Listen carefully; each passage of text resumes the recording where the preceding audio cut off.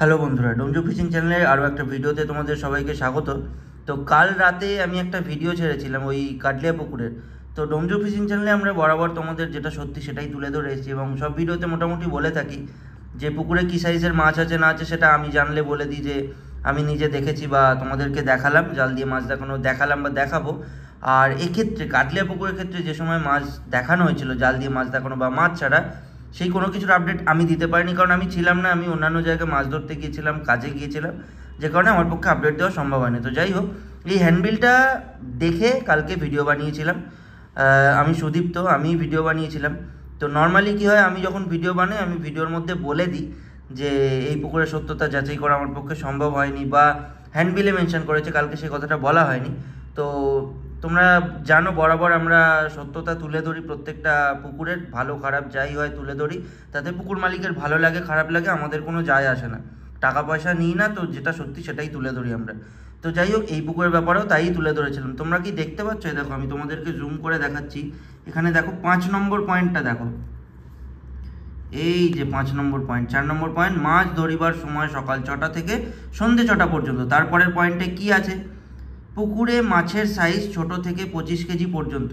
তো আমি যদি হ্যান্ডবিল দেখে বলি তাহলে যেটা লেখা সেটাই তো বলবো।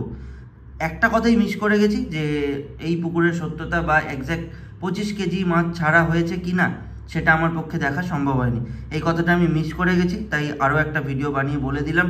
কারণ এই রকম নেগেটিভ কমেন্ট হ্যাঁ আসতেই পারে, আমরা খারাপ বা মানে আমাদের চ্যানেলের ভিডিওগুলো ভালো হয় না সেইগুলো বলতেই পারে, ভিডিও ভালোভাবে হয় না সেগুলো বলতেই পারে, বাট কোনো পুকুরের ভিডিও করছি এবং সেটার নামে বদনাম, যে মিথ্যে কথা বলছি, সেইগুলো খুব একটা সহ্য হয় না, বা সেগুলো একদমই সহ্য হয় না। যেহেতু যেটা সত্যি সেটা তুলে ধরি, তাই কেউ যদি বলে মিথ্যে সেটা একেবারেই সহ্য করে উঠতে পারি না আমরা। তো সেই কারণেই তড়িঘড়ি মামা বললো যে ভিডিওটা কর।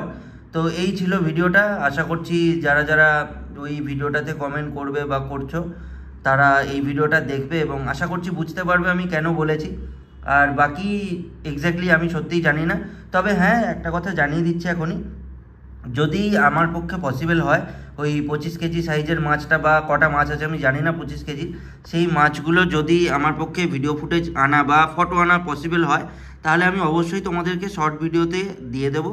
আর বাকি এখানে কমেন্ট করা মানুষজনের কেউ যদি আমাদের গ্রুপে থাকো অবশ্যই গ্রুপে তো দিয়েই দেবো। আমি জানি না কে কোথা থেকে বা কীভাবে দেখছো আর কে কী ভাবছো, তবে আমি তো দেখিয়ে দিলাম, আমি হ্যান্ডবিল দেখেই তোমাদেরকে বলেছিলাম।